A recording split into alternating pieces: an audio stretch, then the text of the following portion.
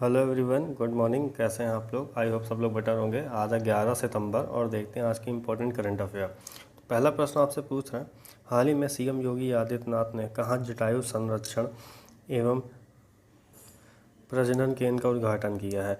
Recently where है CM Yogi Adityanath inaugurated Jatayu conservation and breeding centre?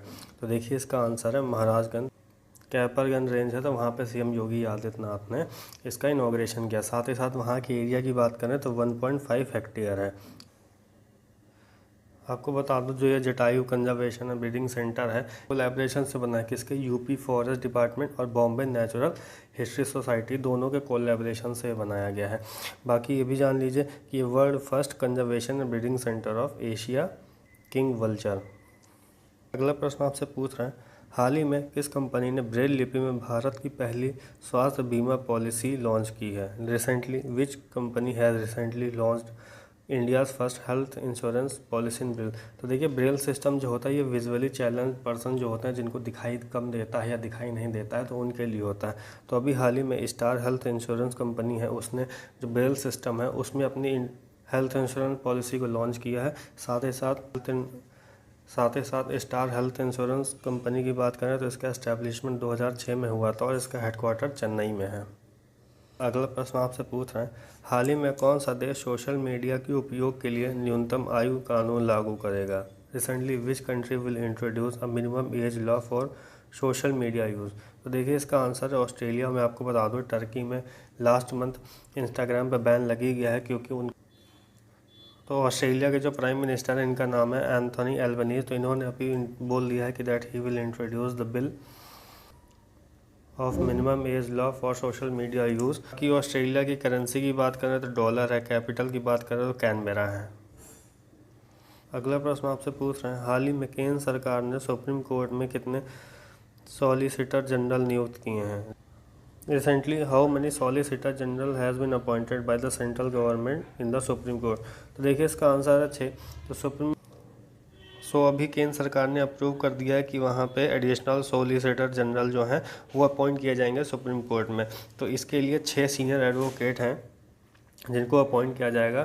तो ये लिस्ट है 6 एडिशनल सोलिसिटर जनरल की जो अपॉइंट किए जाएंगे सुप्रीम कोर्ट में। Recently, how much money will be provided as the prize money to the player who won the gold medal at Paris Paralympic 2024?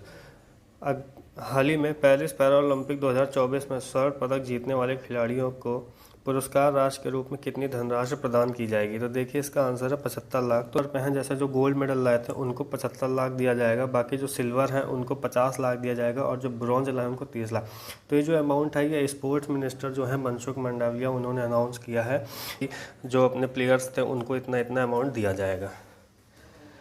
बाकी इस बार पेरिस पैरालंपिक में India ने 7 gold जीता है, 9 सिल्वर जीता है, 13 ब्रॉन्ज जीता है और टोटल 29 मेडल जीते हैं।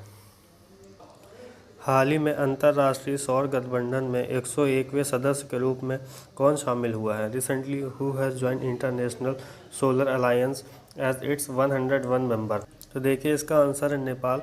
तो अभी हाल ही में नेपाल जो है वो इंटरनेशनल सोलर अलायंस का 101 नंबर का मेंबर बन गया है। बाकी इंटरनेशनल सोलर अलायंस की बात करें तो इसकी स्थापना 2015 में हुई थी और इसका जो हेडक्वार्टर है वो है गुरुग्राम, हरियाणा में।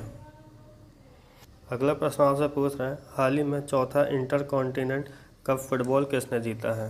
Recently who has one 4th international cup football? तो देखिए इसका आंसर है सीरिया। को बता दूं, सीरिया ने इंडिया को डिफीट किया है 3-0 से और अभी सीरिया जीत गया है। टूर्नामेंट की बात करें तो ये टूर्नामेंट जो है वो ऑल इंडिया फुटबॉल फेडरेशन द्वारा लॉन्च किया गया था, जो खेला गया है 3 से 9 सितंबर के बीच में। और इसका जो वेन्यू था वो था कच्चीबुली स्टेडियम, हैदराबाद में। बाकी ऑल इंडिया फुटबॉल फेडरेशन की बात करें तो इसकी स्थापना हुई थी 1937 में। इसका हेडक्वार्टर न्यू दिल्ली में है और इसके जो करंट के प्रेसिडेंट हैं उनका नाम है कल्याण चौबे। अगला प्रश्न आपसे पूछ रहे हैं, हाल ही में फसल उत्सव नुखई कहाँ मनाया गया है?